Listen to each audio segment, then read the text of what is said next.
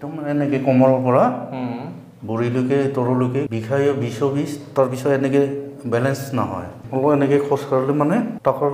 খাই পেলাই পৰি যায় 3 4 4 5 5s1 4 5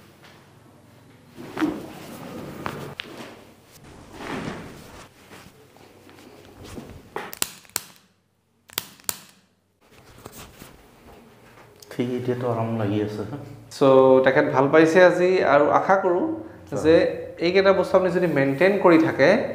আহি থকা দিনত আপুনি ভাল পাব ধন্যবাদ